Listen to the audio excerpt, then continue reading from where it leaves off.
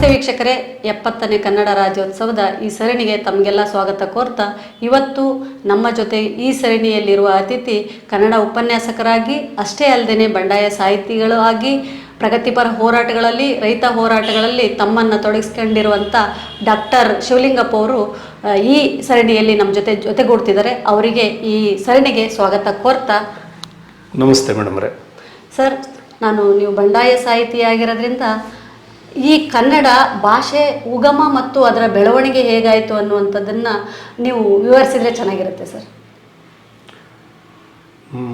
Madam ರೀ, ಈಗ ಕನ್ನಡ ಒಂದು ಶಾಸ್ತ್ರೀಯ ಭಾಷೆ ಅಂತೇಳಿ 2000 ವರ್ಷಗಳ ಪ್ರಾಚೀನ ಇತಿಹಾಸವನ್ನು ಹೊಂದಿದೆ ಎನ್ನುವ ಹಿನ್ನೆಲೆ ಒಳಗಡೆ, ಅದಕ್ಕಿಂತಲೂ ಕೂಡ ಬಹಳ ಪೂರ್ವದಲ್ಲೂ ಕೂಡ ಅದರ ಲಿಪಿಗಳು ಮತ್ತು ಕನ್ನಡ ಬಳಕೆ ಇರ್ತಕ್ಕಂತಹ ರೀತಿಯ ಅನೇಕ ಉದಾಹರಣೆಗಳಿರಬಹುದು.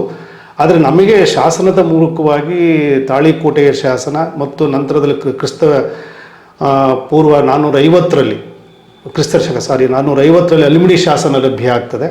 ನಂತರದಲ್ಲಿ ಬಾದಾಮಿ ಶಾಸನಗಳು ಬರ್ತದೆ, ಮತ್ತು ಆಮೇಲೆ ಕವಿರಾಜ ಮಾರ್ಗ, ಮತ್ತು ಆಮೇಲೆ ನಮ್ಮ ಕನ್ನಡ ಸಾಹಿತ್ಯ ಅನ್ನುವಂತಹದ್ದು ಆರಂಭ ಆಗ್ತಾ ಹೋಗ್ತದೆ. ಒಟ್ಟಾರೆ ನಮ್ಮ ಇಡೀ ಕನ್ನಡತ್ವ ಏನಿದೆ, ಇದರ ಭಾಷೆ ಮತ್ತು ಕನ್ನಡದ ಒಂದು ಪರಂಪರೆ ನಾವು ಬಹಳ ಸೂಕ್ಷ್ಮವಾಗಿ ಗಮನಿಸೋದಾದರೆ, ಸಮಾನತೆ ಮತ್ತು ಸೌಹಾರ್ದತೆಯನ್ನು ನಿರಂತರ ಪರಂಪರೆಯಾಗಿ ಬೆಳೆಸ್ಕೊಂಡ್ಬಂದಿರುವಂತಹ ರೀತಿಯ ಒಂದು ಭಾಷೆ ಇದು. ಜೊತೆಗೆ ಕನ್ನಡದ ಒಂದು ವಿವೇಕ ಅಂತ ಹೇಳ್ತೀವಿ ನಾವು. ಈ ಕನ್ನಡದ ವಿವೇಕ ಮತ್ತು ಕನ್ನಡ ಸಂಸ್ಕೃತಿ ಮತ್ತು ಕನ್ನಡದ ಶಬ್ದ ಸಂಪತ್ತಿನಿಂದಲೇ ಈಗಾಗಲೇ ನಮಗೆ ಅಗಾಧವಾಗಿರ್ತಕ್ಕಂತಹ ವಿಪುಲವಾದ ಸಾಹಿತ್ಯ ರಚನೆಯನ್ನು ಕೂಡ ಮಾಡಿರೋದ್ರ ಜೊತೆಗೆ ಕನ್ನಡದ ವಿವೇಕ ಅಂತ ಹೇಳಿದೆ. ಪಂಪ ಹೇಳ್ತಾರೆ, ಮನುಷ್ಯ ಜಾತಿ ತಾನೊಂದೇ ಹೊಲಮ್ಮ ಅಂತೇಳಿ. ಕವಿರಾಜ ಮಾರ್ಗ ಕೃತಿಯಲ್ಲಿ ಬರ್ತದೆ, ಕಸವರಂ ಎಪ್ಪುದು ನೆರೆ ಸೈರಿಸಲಾರ್ಪಡೆ, ಅಂದರೆ ಪರಧರ್ಮವನ್ನು ಮತ್ತು ಇವರನ್ನು ನೆರೆಯನ್ನು ಸಹಿಸಿಕೊಳ್ಳುವಂತಹದ್ದೇ ಒಂದು ಬಂಗಾರ ಹಾಗೆ ಅಂತೇಳಿ. ಈ ರೀತಿಯ ಒಂದು ವಿವೇಕವನ್ನು ಹೊಂದಿರುವಂತಹದ್ದು ಕನ್ನಡದ ಒಂದು ಜಾಯಮಾನ ಅನ್ನುವಂತಹದ್ದು ಅಂತೇಳಿ. ನಂತರದಲ್ಲಿ ಜೈನ ಸಾಹಿತ್ಯ, ವಚನ ಸಾಹಿತ್ಯ, ದಾಸ ಸಾಹಿತ್ಯ, ಆಧುನಿಕ ಸಾಹಿತ್ಯಕ್ಕೆ ನಾವು ಬರ್ತಾ ಹೋಗ್ತವೆ. ಅಂದರೆ ಎಷ್ಟು ನಮ್ಮ ಕನ್ನಡ ಶಬ್ದ ಸಂಪತ್ತು ಶಕ್ತಿಯುತವಾಗಿದೆ ಅಂತ ಹೇಳಿದರೆ 8 ಜ್ಞಾನಪೀಠ ಪ್ರಶಸ್ತಿ ಬಂದಿದೆ.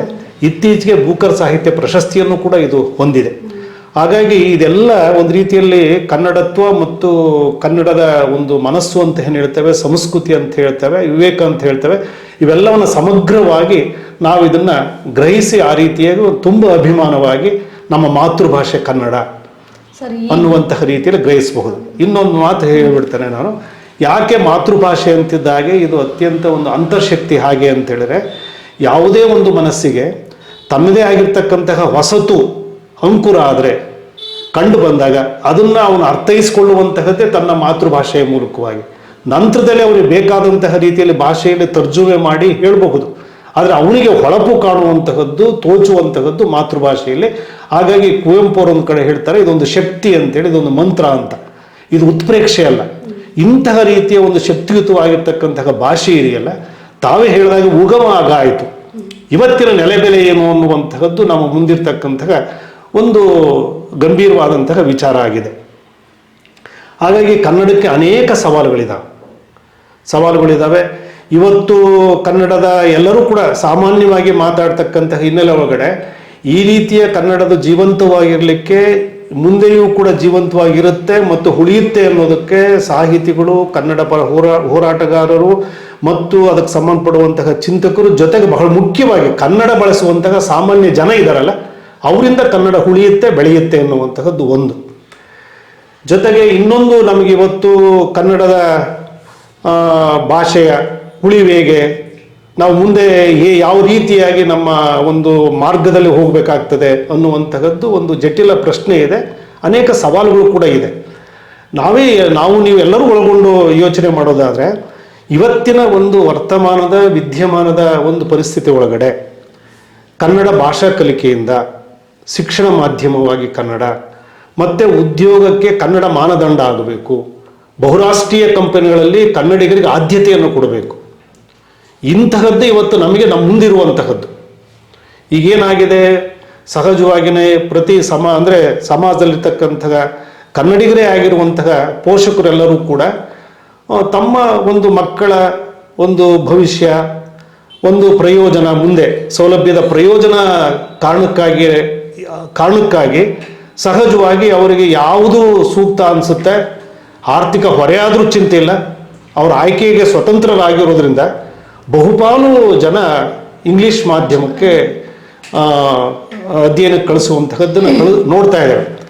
ಆದರೆ ಅದು ನಾವು ಇಲ್ಲಿ ಇಂಗ್ಲೀಷ್ ಭಾಷೆ ವಿರೋಧಿಗಳು ಅಂತಲ್ಲ, ಯಾಕೆ ನಮ್ಗೆ ಹಿಂದಿನಿಂದನೂ ಕೂಡ ಗೊತ್ತಿದೆ ಸಂಸ್ಕೃತ, ಇಂಗ್ಲೀಷು ಮತ್ತು ಹಿಂದಿ ಅವುಗಳ ಹೇರಿಕೆಯ ನಡುವೆಯೂ ಕೂಡ ಕನ್ನಡ ಅನ್ನುವಂತಹದ್ದಿದೆಯಲ್ಲ ತನ್ನದೇ ಆಗಿರ್ತಕ್ಕಂತಹ ಅಸ್ಮಿತೆಯನ್ನ ಮತ್ತು ಅವೆಲ್ಲವುಗಳನ್ನು ಕೂಡ ಬರಮಾಡಿಕೊಂಡು ತನ್ನದಾಗಿಸಿಕೊಳ್ತಾ ಅದು ಬಲಯುತವಾಗಿ ಬೆಳೀತಾ ಇದೆ. ಆದರೆ ಇಲ್ಲಿ ಬಂದಿರುವಂತಹದ್ದು ಏನು ಅಂತೇಳಿದ್ರೆ, ಒಂದು ಕಡೆಗೆ ಭಾಷೆ, ಇನ್ನೊಂದು ಕಡೆಗೆ ಸಾಮಾನ್ಯ ಅಥವಾ ಒಂದು ರೀತಿಯಲ್ಲಿ ಅವರ ಜೀವನದ ಭದ್ರತೆ, ಆರ್ಥಿಕ ಭದ್ರತೆ. ಒಂದು ಕಡೆಗೆ ಬದುಕಿನ ಅನ್ನವಾಗಿ ಕನ್ನಡ ಇರಬೇಕು, ಮತ್ತೊಂದು ಕಡೆಗೆ ಅವರ ಆರ್ಥಿಕ ಭದ್ರತೆ ಅನ್ನುವಂತಹ ದೃಷ್ಟಿಯಲ್ಲಿ ಏನು ಮಾಡ್ತಾ ಇದ್ದಾರೆ, ಸಹಜವಾಗಿ ಒಂದು ರೀತಿಯಲ್ಲಿ ಇಂಗ್ಲಿಷ್ ಮಾಧ್ಯಮದ ಒಂದು ಕಡೆಗೆ ಹೆಚ್ಚು ಬಹುಪಾಲು ಆಕರ್ಷಿತರಾಗ್ತಿರೋದು ಅನ್ನೋದು ಈ ಒಂದು ಉದ್ದೇಶದಿಂದ ಆಗ್ತಾ ಇದ್ದಾರೆ. ಇಂತಹದ ನಡುವೆ ಹೇಗೆ ಅನ್ನುವಂತಹ ಪ್ರಶ್ನೆ ಬಂದಾಗ ಇದು ಒಂದು ಭಾಷೆಯಾಗಿ ಕಲೀಲಿಕ್ಕೆ ಯಾರಿಗೂ ವಿರೋಧ ಇಲ್ಲ. ಅದು ಹಳ್ಳಿಗಾಡು ಇರಬಹುದು, ಕುಗ್ರಾಮ ಇರಬಹುದು, ಅಥವಾ ನಗರ ಇರಬಹುದು, ಮಹಾನಗರ ಇರಬಹುದು, ಎಲ್ಲಿಯೇ ಇರಲಿ ಇಂಗ್ಲಿಷ್ ಅನ್ನುವಂತಹದ್ದು ಒಂದು ಮೊದಲನೇ ಎತ್ತಿನಿಂದಲೇ ಒಂದು ಭಾಷೆಯಾಗಿ ಕಲಿಕೆಯನ್ನು ಮಾಡೋಣ. 5ನೇ ಎತ್ತಿನವರಿಗೆ ಕನಿಷ್ಠ ಕನ್ನಡ ಮಾಧ್ಯಮವಾಗಿ ಇದ್ದರೆ ಇಡೀ ಕರ್ನಾಟಕದ ಎಲ್ಲ, ಅದು ಯಾವುದೇ ಅಂತಾರಾಷ್ಟ್ರೀಯ ಶಾಲೆ ಆಗಿರಲಿ ಅಥವಾ ಯಾವುದೇ ರಾಜ್ಯದ ಯಾವುದೇ ಶಾಲೆ ಆಗಿರಲಿ, ಖಾಸಗಿ ಇರಲಿ ಸರ್ಕಾರಿ ಇರಲಿ, ಈ ಒಂದು ನಿಯಮ ತೆಗೆದುಕೊಂಡು ಬಂದರೆ ಸಹಜವಾಗಿಯೇ ಇನ್ನೂ ಕನ್ನಡ ಉತ್ತಮವಾಗಿ ಉಳಿಲಿಕ್ಕೆ ಬೆಳಿಲಿಕ್ಕೆ ಸಾಧ್ಯತೆ ಆಗ್ತದೆ. ಆದರೆ ಈ ಥರದ ಆದರ್ಶದ ಮಾತುಗಳು ಒಂದು ಕಡೆ ಆಗ್ತದೆ, ವಾಸ್ತವವಾಗಿ ಇರ್ತಕ್ಕಂತಹ ರೀತಿಯ ಸಾಮಾನ್ಯ ಜನರ ಒಂದು ನಿರೀಕ್ಷೆ ಏನಿದೆ ಅದಕ್ಕನುಗುಣವಾಗಿ ಅದೊಂದು ಬೇರೆ ಒಂದು ಸಾಲಿನಲ್ಲಿ ನಿಲ್ತದೆ. ಹಾಗಾಗಿ ಸಂಘರ್ಷ ಇದೆಯಲ್ಲ ಅಥವಾ ಒಂದು ದ್ವಂದ್ವ ಇದೆಯಲ್ಲ, ಈ ದ್ವಂದ್ವದ ನಡುವೆ ಇದು ನಾವು ಖಚಿತವಾಗಿ ಅವರಿಗೆ ಜನಸಾಮಾನ್ಯರ ಪೋಷಕರಿಗೆ ನಾವು ಇಲ್ಲ, ನೀವು ಕನ್ನಡ ಮಾಧ್ಯಮದಲ್ಲಿನೇ ನೀವು ವ್ಯಾಸಂಗ ಮಾಡಲಿ, ಅವನಿಗೆ ನಿಜವಾಗ್ಲೂ ಅವನಿಗಿರ್ತಕ್ಕಂತಹ ರೀತಿಯ ಅವನ ಅಂತರ್ಶಕ್ತಿ ನಿಜವಾಗ್ಲೂ ಅವನಿಗೆ ವಿನಿಯೋಗ ಮಾಡಿಕೊಂಡು ಅವನು ನಿಜವಾಗ್ಲೂ ಉನ್ನತವಾಗಿ ಬೆಳೀಲಿಕ್ಕೆ ಅವನಿಗೆ ಅನುಕೂಲ ಆಗುತ್ತೆ ಅಂತ ಹೇಳಬಹುದು. ಆದರೆ ಇವತ್ತು ಆ ಮಾತಿಗೆ ಅಷ್ಟು ಮಹತ್ವ ದಕ್ಕೋದಿಲ್ಲ. ಯಾಕೆ ಅಂತ ಹೇಳಿದ್ರೆ, ಈಗ ನಮ್ಮನ್ನೇ ಕೇಳ್ತಾರೆ, ಈಗ ಸರಿ ನಿಮ್ಮ ಮಕ್ಕಳು ಯಾವ ಮಾಧ್ಯಮದಲ್ಲಿ ವ್ಯಾಸಂಗ ಮಾಡಿದ್ರು, ನೀವು ಇನ್ನೊಬ್ರು ಮಕ್ಕಳಿಗೆ ಇವತ್ತು ಕನ್ನಡದ ಉಳಿಬೇಕು ಹಾಗೆ ಅಂತ ಆದರ್ಶವಾಗಿ ಹೇಳ್ತಾ ಅನ್ನುವಂತಹ ಒಂದು ಮೂಲ ಪ್ರಶ್ನೆ ಬರ್ತದೆ. ಅದು ಕೇಳುವಂತಹದ್ದು ಕೂಡ ಅವ್ರ ವಾಸ್ತವ ನಿಜನೂ ಕೂಡ. ಇಲ್ಲಿ ನಾವು ಹೇಳುವಂತಹದ್ದೇನು ಅಂತ ಹೇಳಿದ್ರೆ, ಈಗ ಕನ್ನಡದ ಇಂಗ್ಲಿಷನ್ನ ಒಂದು ಭಾಷೆಯಾಗಿ ಕಲಿಕೆ ಮಾಡ್ತಾ ಈ ಯಾವುದು ಕನ್ನಡ ಮಾಧ್ಯಮವನ್ನು 5ನೇ ಎತ್ತಿನವರೆಗೆ ಎಲ್ಲ ಸರ್ಕಾರಿ ಮತ್ತು ಖಾಸಗಿ ಶಾಲೆಗಳಲ್ಲಿ ಕಡ್ಡಾಯವಾಗಿ ಒಂದು ನಿಯಮವನ್ನು ಅಳವಡಿಸುವಂತಹ ಸರ್, ಅದು ಬಂತಲ್ಲ 5ನೇ ಕ್ಲಾಸ್ ವರೆಗೂ ಕಡ್ಡಾಯವಾಗಿ ಕನ್ನಡದಲ್ಲೇ ಕಲಿಸ್ಬೇಕಂತ ಆಯ್ತು, ಬಂತು ಮೇಡಮ್. ಅದು ಜಾರಿ ಆಗ್ಲಿಲ್ಲ. ಪೋಷಕರು ಏನ್ ಮಾಡಿದ್ರು, ಇಲ್ಲ ಸರ್ಕಾರ ಆದೇಶ ಮಾಡಿತು, ಪೋಷಕರು ಏನ್ ಮಾಡಿದ್ರು ಅಂತ ಹೇಳಿದ್ರೆ ಕೋರ್ಟ್ಗೆ ಹೋದ್ರು. ಸುಪ್ರೀಂ ಕೋರ್ಟ್ ಏನ್ ತೀರ್ಪು ಕೊಡ್ತು ಹಾಗೆ ಅಂತ ಹೇಳಿದ್ರೆ, ಪೋಷಕರು ಮಾಧ್ಯಮ ಆಯ್ಕೆಯಲ್ಲಿ ಸ್ವತಂತ್ರರು ಅಂತ ಕೊಡ್ತು. ಸ್ವತಂತ್ರರು ಅಂತ ಕೊಟ್ಟಾಗ ಏನಾಯ್ತು, ಅಲ್ಲಿ ಸಹಜವಾಗಿ ಅದೇ ಒಂದು ಅವಕಾಶನೂ ಆಯ್ತು, ಮುಕ್ತವಾಗಿ ಅವರಿಗೆ ಯಾವ್ಯಾವ ಸಾಧ್ಯತೆ ಆಗ್ತದೆ ಅದನ್ನ ಹೋಗುವಂತಹ ರೀತಿಯಲ್ಲಿ ಆಯ್ತು. ಹಾಗಾಗಿ ಇವತ್ತು ಏನ್ ಕಾಣ್ತಾ ಇದೆ ಅಂದ್ರೆ ಸಮಾಜದಲ್ಲಿ ಶಿಕ್ಷಣದ ಒಂದು ವಲಯವನ್ನು ನಾವು ನೋಡಿದಾಗ, ಸರ್ಕಾರಿ ಶಾಲೆಯಲ್ಲಿ ವ್ಯಾಸಂಗ ಮಾಡ್ತಿದ್ದಾರೆ ಹಾಗೆ ಅಂತ ಹೇಳಿದ್ರೆ ಆರ್ಥಿಕವಾಗಿ ಹಿಂದುಳಿದಿರುವಂಥವ್ರು, ಖಾಸಗಿ ಶಾಲೆಯಲ್ಲಿ ವ್ಯಾಸಂಗ ಮಾಡ್ತಾ ಇದ್ದಾರೆ ಹಾಗೆ ಅಂತ ಹೇಳಿದ್ರೆ ಸ್ವಲ್ಪ ಆರ್ಥಿಕವಾಗಿ ಸಬಲತೆ ಉಳ್ಳಂಥವ್ರು ಅಂತ ಈ ರೀತಿ ಸಮಾಜದಲ್ಲಿನೇ ಆರ್ಥಿಕ ಒಂದು ವಿಭಜನೆಯ ಮೇಲೆ ಮಾಧ್ಯಮದ ಒಂದು ದೃಷ್ಟಿ ನೋಡ್ತಕ್ಕಂಥ ಒಂದು ಪರಿಸ್ಥಿತಿ ನಮ್ಮ ಎದುರಿಗೆ. ಇದು ನಿಜವಾಗ್ಲೂ ಬಹಳ ದುರಂತ ಆದರೂ ಕೂಡ ವಾಸ್ತವ ಸ್ಥಿತಿ ಹೀಗಿದೆ. ಹಾಗಾಗಿ ಇವತ್ತು ಕನ್ನಡ ಶಾಲೆಗಳು ಇದ್ದಾವಲ್ಲ, ಅವು ಗುಣಮಟ್ಟದ ದೃಷ್ಟಿಯಿಂದ ಉತ್ತಮ ಇದ್ದಾವೆ ಮತ್ತು ಬೇರೆ ಬೇರೆ ಸೌಲಭ್ಯಗಳ ದೃಷ್ಟಿಯಿಂದ ಉತ್ತಮ ಇದೆ. ಆದಾಗ್ಯೂ ಕೂಡ ಖಾಸಗಿ ಶಾಲೆಗಳ ಒಂದು ಏನು ಸ್ಪರ್ಧೆ ಒಳಗಡೆ ಹಿಂದೆ ಉಳಿತಕ್ಕಂತಹ ರೀತಿಯ ಒಂದು ವಾಸ್ತವವನ್ನ ವರ್ತಮಾನದ ಸ್ಥಿತಿ ಇದೆ. ಪ್ರಶ್ನೆ ಕೇಳಿ ಬರುತ್ತೆ, ಏನು ಗೊತ್ತಾ, ಗೌರ್ಮೆಂಟ್ ಶಾಲೆಗಳಲ್ಲಿ ಒಬ್ಬರೇ ಟೀಚರು 5 ಜನ ಮಕ್ಕಳು 10 ಜನ ಮಕ್ಕಳು ಆಲ್ ಸಬ್ಜೆಕ್ಟ್ ಒಬ್ಬರೇ ಟೀಚರ್ ಮಾಡೋದು. ಆವಾಗ ಕಲಿಕೆಯಲ್ಲಿ ಮಕ್ಕಳು ಯಾವ ರೀತಿ ಮುಂದುವರಿಯಕ್ಕೆ ಸಾಧ್ಯ? ಮತ್ತೆ ಹೊರಗಡೆ ಸ್ಪರ್ಧಾತ್ಮಕ ಪರೀಕ್ಷೆಗಳನ್ನ ಯಾವ ರೀತಿ ಗೌರ್ಮೆಂಟ್ ಸ್ಕೂಲಲ್ಲಿ ಓದಿರೋ ಮಕ್ಕಳು ಅಲ್ಲಿ ಹೋಗಿ ಅದನ್ನ ಗೆಲ್ಲಕ್ಕೆ ಸಾಧ್ಯ ಆಗುತ್ತೆ ಸರ್? ಮೇಡಮ್, ಅದೇ ಈ ಥರದ ಸರ್ಕಾರಿ ಶಾಲೆಗಳಲ್ಲಿರುವಂತಹ ರೀತಿಯ ಅನಾನುಕೂಲಗಳು, ಈ ರೀತಿಯ ಶೈಕ್ಷಣಿಕವಾಗಿರ್ತಕ್ಕಂತಹ ಕೊರತೆಗಳು, ಇವು ಪರೋಕ್ಷವಾಗಿ ಏನಾಗಿದೆ ಅಂತ ಹೇಳಿದ್ರೆ ಖಾಸಗಿ ವಿದ್ಯಾಸಂಸ್ಥೆಗೆ ಒಂದು ರೀತಿಯಲ್ಲಿ ಬೆಂಬಲಿಸಿದ್ವೇನೋ ಅನ್ನುವ ರೀತಿಯಲ್ಲಿ ನಮಗೆ ಕಂಡು ಬರ್ತದೆ. ಆ ರೀತಿ ವಾಸ್ತವ ಖಂಡಿತ ಇಲ್ಲ. ಆದರೆ ಏನಾಗಿದೆ ಇವತ್ತು ಅಂತೇಳಿ ನೀವು ಹೇಳಿದ ಹಾಗೆ ಏಕ ಶಿಕ್ಷಕರಿದ್ದಾರೆ, ವಿದ್ಯಾರ್ಥಿಗಳು ಬೆರಳೆಣಿಕೆಯಷ್ಟಿದ್ದಾರೆ, 10 ಸಂಖ್ಯೆಗಿಂತ ಕಡಿಮೆ ಇದ್ದಾರೆ. ಅದು ಕೂಡ ಒಂದು 2 3 4 ತರಗತಿಗಳಿದ್ರೂ ಕೂಡ ಒಬ್ಬ ಶಿಕ್ಷಕ ಪಾಠ ಮಾಡಬೇಕಾದಂತಹ ರೀತಿಯ ಅತ್ಯಂತ ಶೈಕ್ಷಣಿಕವಾದಂತಹ ರೀತಿಯ ಒಂದು ಸ್ಥಿತಿಯೂ ಕೂಡ ಇದೆ.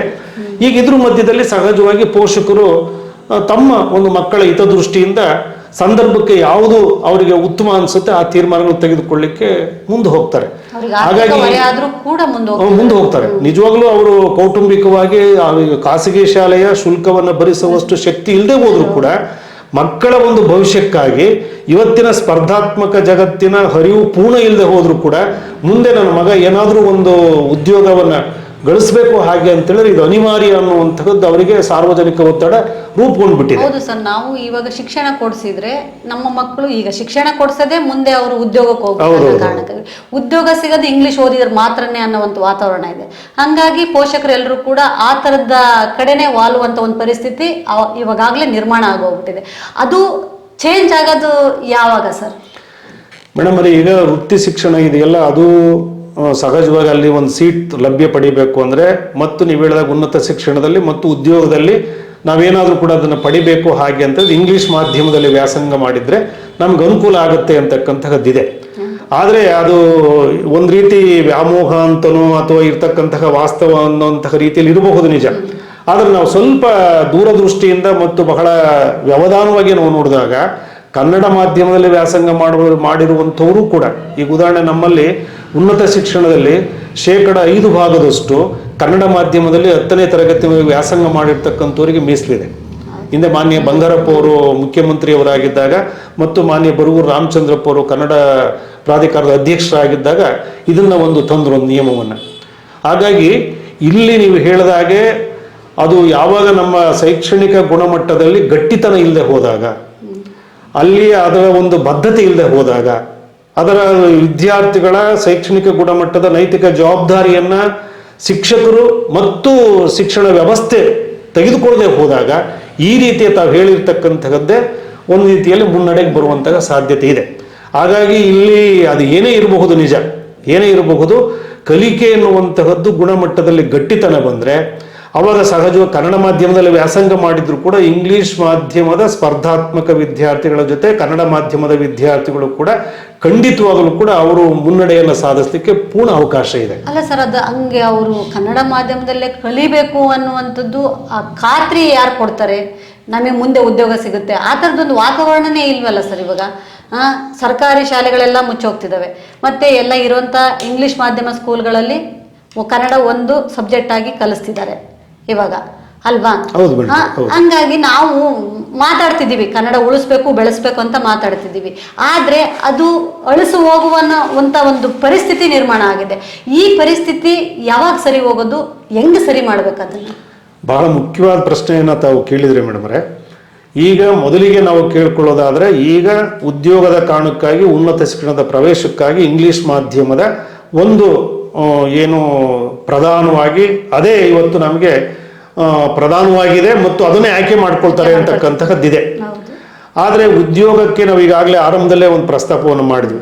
ಉದ್ಯೋಗಕ್ಕೆ ಕನ್ನಡ ಮಾನದಂಡ ಆಗಬೇಕು, ಆಗ ಮತ್ತು ಬಹುರಾಷ್ಟ್ರೀಯ ಕಂಪನಿಗಳಲ್ಲಿ ಕನ್ನಡಿಗರಿಗೆ ಆದ್ಯತೆ ಅನ್ನುವಂತಹದ್ದಾದಾಗ ಆಗ ನಮಗಿದು ಬದುಕಿನ ಅನ್ನ ಆಗ್ತದೆ. ಭಾಷೆ, ಕನ್ನಡ ಭಾಷೆ ನನ್ನ ಬದುಕಿನ ಒಂದು ಅನ್ನ ಆಗುತ್ತೆ ಎನ್ನುವಂತಹ ರೀತಿಯಲ್ಲಿ ಪ್ರಭುತ್ವ ಸರ್ಕಾರ ಏನಿದೆ ಅದನ್ನ ಖಂಡಿತವಾಗಲೂ ಕೂಡ ಅದನ್ನ ಬಹಳ ಒಂದು ಇಚ್ಛಾಸಕ್ತಿಯಿಂದ ಬಹಳ ಜವಾಬ್ದಾರಿಯಿಂದ ನಿರ್ವಹಿಸಿದಲ್ಲಿ ಈ ರೀತಿಯ ಒಂದು ಪರಿಸರವನ್ನ, ಒಂದು ಕನ್ನಡದ ಪರಿಸರ ಮತ್ತು ಕನ್ನಡ ಉದ್ಯೋಗ ಸಿಗುತ್ತೆ ಅನ್ನುವಂತ ಖಾತ್ರಿ ಹೆಂಗಿದೆಯೋ ಕನ್ನಡ ಕಲ್ತ್ರೆ ಉದ್ಯೋಗ ಸಿಗುತ್ತೆ ಅನ್ನುವಂತ ಖಾತ್ರಿ ಬರಬೇಕು ಮೇಡಮ್ ಅವರೇ. ಅಲ್ಲಿ ಇಂಗ್ಲಿಷ್ ಮಾಧ್ಯಮದಲ್ಲಿ ವ್ಯಾಸಂಗ ಮಾಡಿ ಕಲಿತಂತವರಿಗೆ ಖಾತ್ರಿ ಏನಿಲ್ಲ.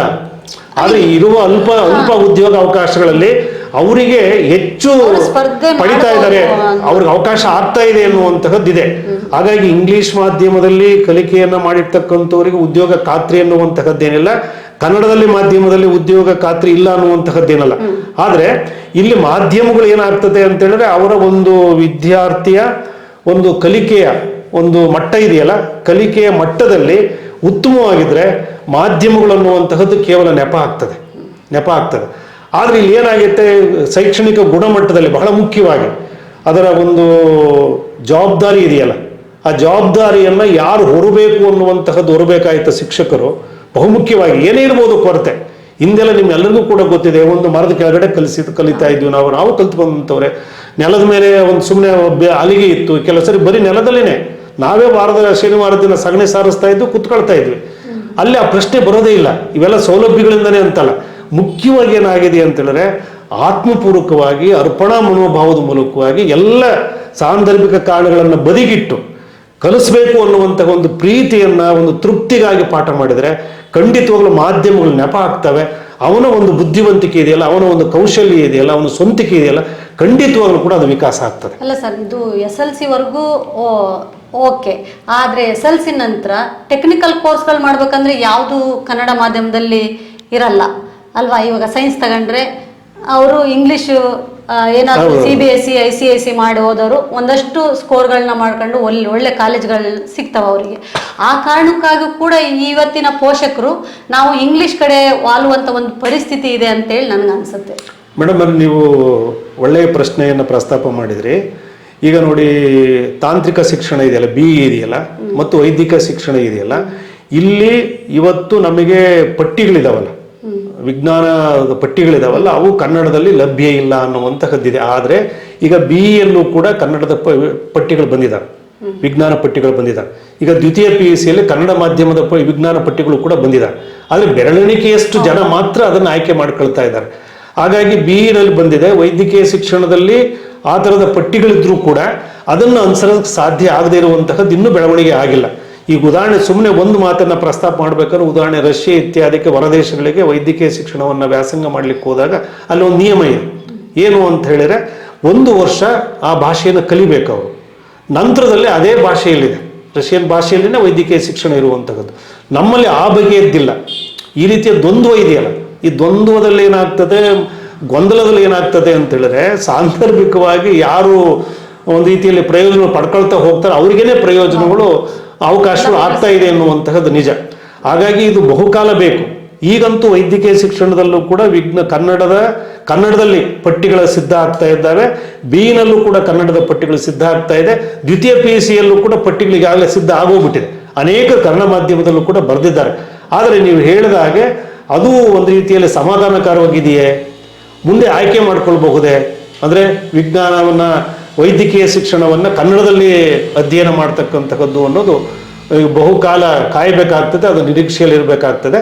ಹಾಗಾಗಿ ಇಲ್ಲಿ ನಾವು ಮೂಲಕ್ಕೆ ಬರೋದಾದರೆ, ಈಗೇನು ಶಾಲೆಗಳ ಕನ್ನಡ ಶಾಲೆಗಳು ಮುಚ್ಚುವ ಕೆಲವು ಸ್ಥಿತಿಯಲ್ಲಿದ್ದಾವೆ, ಕೆಲವು ವಿಲೀನ ಮಾಡ್ತಾ ಇದ್ದಾರೆ ಪ್ರತಿ ವರ್ಷವೂ ಕೂಡ ಅನ್ನುವಂತಹದ್ದಿದೆಯಲ್ಲ, ಇದು ಬಹಳ ಮುಖ್ಯವಾಗಿ ವಿಲೀನ ಮಾಡುವಂತಹದ್ದು ಕೂಡ ಇನ್ನೊಂದು ಬಗೆಯಲ್ಲಿ ಏನು ಅಲ್ಲಿ ಒಂದು ಶಾಲೆ ಮುಚ್ಚುವ ಒಂದು ಪ್ರಕ್ರಿಯೆಯ ಒಂದು ಭಾಗನೇ. ಇಲ್ಲಿ ಬರೋದೇನು ಬಹಳ ಮುಖ್ಯವಾಗಿ, ಯಾಕೆ ನಾವು ಕನ್ನಡ ಶಾಲೆ ಮುಚ್ಚಬಾರ್ದು ಹಾಗೆ ಅಂತ ಹೇಳಿದ್ರೆ, ಅತ್ಯಂತ ಆರ್ಥಿಕವಾಗಿ ಬಡವರಾಗಿರುವಂಥವ್ರು, ಕಡು ಬಡವರು ಮತ್ತು ವಿಶೇಷವಾಗಿ ಮಕ್ಕಳು, ಅಂದರೆ ಹೆಣ್ಮಕ್ಳು, ಅವರಿಗೆ ಅದು ಏನು ಅನ್ಯಾಯ ಆಗ್ತದೆ ಅನ್ನೋದು. ಯಾಕೆ 5 ಜನ ಇರಲಿ 10 ಜನ ಇರಲಿ, ದಯವಿಟ್ಟು ಮುಚ್ಚಬೇಡಿ, ಅದು ಆರ್ಥಿಕ ಹೊರೆ ಅಂತ ಪರಿಗಣಿಸ್ಬೇಡಿ ಅಂತಕ್ಕಂತಹದ್ದು ಅಂತ ಹೇಳಿದ್ರೆ, ಬಹುಮುಖ್ಯವಾಗಿ ಯಾವುದೋ ಒಂದು ಸರ್ಕಾರಿ ಶಾಲೆ ಮುಚ್ಚಲ್ಪಡ್ತು ಹಾಗೆ ಅಂತ ಹೇಳಿದ್ರೆ, ಪ್ರಾಥಮಿಕ ಮತ್ತು ಮಾಧ್ಯಮಿಕ ಹಂತದ ಒಳಗಡೆ ಅಲ್ಲಿ ಅನ್ಯಾಯ ಆಗುವಂತಹದ್ದು ಆಯಾ ಸ್ಥಳೀಯವಾಗಿರ್ತಕ್ಕಂತಹ ರೀತಿಯ ಅತ್ಯಂತ ಆರ್ಥಿಕವಾಗಿ ನಿಜವಾಗ್ಲೂ ಕೂಡ ತಳಮಟ್ಟದಲ್ಲಿರ್ತಕ್ಕಂಥವ್ರು ಮತ್ತು ವಿಶೇಷವಾಗಿ ಏನು ಹೆಣ್ಣುಮಕ್ಕಳಿಗೆ, ಅದು ಬಾಲಕಿಯರಿಗೆ ಅನ್ಯಾಯ ಆಗ್ತದೆ. ಸರ್, ಕೊನೆಯ ಪ್ರಶ್ನೆ ಏನಂತಂದ್ರೆ, ನೀವು ಈ ಕನ್ನಡ ಮಾಧ್ಯಮ ಮತ್ತು ಕನ್ನಡ ಭಾಷೆ ಒಂದು ಬದುಕಿನ ಭಾಷೆ ಆಗಲಿಕ್ಕೆ, ಅದನ್ನು ಉಳಿಸ್ಲಿಕ್ಕೆ ಪೋಷಕರು, ವಿದ್ಯಾರ್ಥಿಗಳು ಯಾವ ರೀತಿ ನಾವು ನಮ್ಮ ಮನಸ್ಥಿತಿನ ನಾವು ಅದನ್ನು ರೆಡಿ ಮಾಡ್ಕೊಳ್ಬೇಕು, ಅದನ್ನು ಜಾರಿ ಮಾಡ್ಬೇಕು ಅನ್ನೋದು ತುಂಬ 1-2 ನಿಮಿಷದಲ್ಲಿ ಹೇಳಿ ಸರ್. ಮೇಡಮ್ ಅವರೇ, ಬಹಳ ಮುಖ್ಯವಾಗಿದೆ ಏನು ಅಂತ ಹೇಳಿದ್ರೆ, ಇವತ್ತು ಜನಸಾಮಾನ್ಯರು ಕನ್ನಡವನ್ನು ಬಳಸ್ತಾ ಇದ್ದಾರೆ. ಮತ್ತು ಇನ್ನೆಲ್ಲರೂ ಕೂಡ ನಗರದಲ್ಲಿರಬಹುದು, ಎಲ್ಲೇ ಇರಬಹುದು, ಭಾಷೆಯನ್ನು ಬಳಸ್ತಾ ಇದ್ದಾರೆ. ಆದರೆ ಇದರಲ್ಲಿ ಒಂದು ಅಭಿಮಾನ ಅನ್ನೋದು ಬರ್ತದೆ, ಒಂದು ಸ್ವಾಭಿಮಾನ ಅನ್ನೋದು ಬರ್ತದೆ. ಆ ಸ್ವಾಭಿಮಾನ ಮತ್ತು ಅಭಿಮಾನಕ್ಕೆ ಬಂದಾಗ ಎಲ್ಲೋ ಕನ್ನಡಿಗರು ತುಂಬ ಔದಾರ್ಯದಿಂದ ತುಂಬ ಉದಾರವಾಗಿ ಈ ಭಾಷೆಯ ನೋಡುವ ದೃಷ್ಟಿ ಇದೆಯಲ್ಲ, ಇದು ಬದಲಾಗಬೇಕು. ಈಗ ಉದಾಹರಣೆ ತೆಲುಗು ಇದೆಯಲ್ಲ, ತೆಲುಗಿನರಿಗೆ ಅಭಿಮಾನ ಇದೆ. ತಮಿಳರಿದೆಯಲ್ಲ, ಅವ್ರಿಗೆ ಅಭಿಮಾನ ಅಂತೀವಿ ನಾವು. ಅತಿ ಅಭಿಮಾನವೂ ಬೇಡ, ಆದರೆ ಅಭಿಮಾನ ಇದೆಯಲ್ಲ ಅದನ್ನು ನಾವು ಉಳಿಸ್ಕೊಳ್ಳೇಬೇಕು ಅನ್ನುವಂತಹದ್ದು ಒಂದು. ನಂತರದಲ್ಲಿ ಶಾಲೆ ಇದೆಯಲ್ಲ, ಕನ್ನಡ ಮಾಧ್ಯಮ ಶಾಲೆಗಳು, ಇವಾಗ ಕಲಿತ ವಿದ್ಯಾರ್ಥಿಗಳು ಎಲ್ಲರೂ ಕೂಡ, ನೀವೆಲ್ಲರೂ ಕೂಡ ಸರ್ಕಾರಿ ಶಾಲೆಯಿಂದ ವ್ಯಾಸಂಗ ಮಾಡ್ಕೊಂಡು ಬಂದಿರುವಂಥವ್ರು, ಹಿಂತಿರುಗಿ ನಾವು ಮತ್ತೆ ಮರಳಿ ನಮ್ಮ ಶಾಲೆಗಳನ್ನು ಸ್ವಲ್ಪ ನಿಜವಾಗ್ಲೂ ಕೂಡ ಶೈಕ್ಷಣಿಕವಾದಂತಹ ರೀತಿಯ ಉನ್ನತೀಕರಣ ಮಾಡ್ಲಿಕ್ಕೆ ಹೋದರೆ ಮತ್ತು ನಾವು ಅವುಗಳ ಬಗೆಗೆ ಸೌಲಭ್ಯಗಳನ್ನು ಒದಗಿಸ್ತಾ ಹೋದರೆ ಪೋಷಕರು ಖಂಡಿತವಾಗ್ಲೂ ಯೋಚನೆ ಮಾಡ್ತಾರೆ, ಯಾಕೆ ನಾವು ಖಾಸಗಿ ಶಾಲೆಗೆ ಕಳಿಸ್ಬೇಕು, ಇಲ್ಲಿಯೇ ಸೌಲಭ್ಯ ಇದೆ, ಇಲ್ಲಿಯೇ ಆ ಜ್ಞಾನವನ್ನು ಮತ್ತು ಅವರ ಭವಿಷ್ಯನ ರೂಪಿಸ್ಕೊಳ್ಳಿಕ್ಕೆ ಸಾಧ್ಯತೆ ಇದೆ ಅಂಥೇಳಿ ಅವರು ತೀರ್ಮಾನ ತೆಗೆದುಕೊಳ್ಳಿಕ್ಕೆ ಸಾಧ್ಯತೆ ಆಗ್ತದೆ. ಬರೀ ನಾವು ವಾಸ್ತವಕ್ಕೆ ದೂರವಾದ ಆದರ್ಶಗಳು ಹೇಳೋದ್ರಿಂದ ಇವತ್ತು ಪ್ರಯೋಜನ ಇಲ್ಲ. ಈ ಥರ ಸದ್ಯಕ್ಕೆ ಆಗಬೇಕಾಗಿರುವಂಥದ್ದು ಕಲಿತ ಎಲ್ಲ ಸರ್ಕಾರಿ ಶಾಲೆಯಲ್ಲಿ ಕಲ್ತಿರುವಂಥವರು ಸಹಜ ಮತ್ತೆ ತಮ್ಮ ಹಳ್ಳಿಯ ಸರ್ಕಾರಿ ಶಾಲೆಗಳನ್ನು ಉಳಿಸುವುದರ ಕಡೆಗೆ ನೈತಿಕ ಜವಾಬ್ದಾರಿ ತೆಗೆದುಕೊಳ್ಬೇಕು, ಉನ್ನತೀಕರಣ ಮಾಡಬೇಕು. ಸುಮ್ಮನೆ ಹೋಗಿ ಯಾವುದೋ ಕಾರ್ಯಕ್ರಮಕ್ಕೆ ಹೋಗಿ ಮಾತಾಡಿ ಬರುವಂತಹದ್ದೆಲ್ಲ ಸಾಧ್ಯತೆ ಇದೆ. ಒಟ್ಟುಗೂಡಿಸಿ ಹಳೆಯ ವಿದ್ಯಾರ್ಥಿಗಳೆಲ್ಲ ಸೇರಿ ಆ ರೀತಿ ಮಾಡಿದರೆ ಅವು ಗುಣಮಟ್ಟದಲ್ಲಿ ಉತ್ತಮ ಆಗ್ತವೆ, ಸೌಲಭ್ಯಗಳನ್ನು ಹೊಂದ್ತವೆ. ಆಗ ಪೋಷಕರು ಖಂಡಿತವಾಗಲೂ ಅವರು ಮುಕ್ತವಾಗಿದ್ದಾರೆ. ಇವೆಲ್ಲ ಪೋಷಕರ ಈ ತೀರ್ಮಾನಕ್ಕೆ ಪರೋಕ್ಷವಾಗಿ ಮೌನವಾಗಿರುವಂಥವ್ರು ನಮ್ಮಂಥವ್ರು ಮತ್ತು ಅವರ ಬಗೆಗೆ ಕಳಕಳಿಯಿಂದ ಜವಾಬ್ದಾರಿ ತೆಗೆದುಕೊಳ್ಳದೆ ಇರತಕ್ಕಂತಹ ಮನಸ್ಸುಳ್ಳವರೇ ನಾವೇ ಕಾರಣ ಆಗ್ತೇವೆ, ತಟಸ್ಥರಾಗಿರೋದು ಅಲ್ವಾ. ಇವೆಲ್ಲವೂ ಕೂಡ ಇದಾವೆ ನೆಪ. ಬರೀ ನಾವು ಪೋಷಕರನ್ನು ಮಾತ್ರ ದೂರುವಂತಹದ್ದೆಲ್ಲ. ಕನ್ನಡ ಉಳಿಯುತ್ತೆ, ಅದು ಬೇರೆ ವಿಚಾರ. ಮತ್ತು ಉಳಿಬೇಕಾದ್ರೆ ಇವೆಲ್ಲವೂ ಪೂರಕವಾಗಿರಬೇಕು ಅನ್ನುವಂಥದ್ದು ಎಲ್ಲರೂ ಇದನ್ನು ಜವಾಬ್ದಾರಿ ತೆಗೆದುಕೊಳ್ಬೇಕಾಗ್ತದೆ.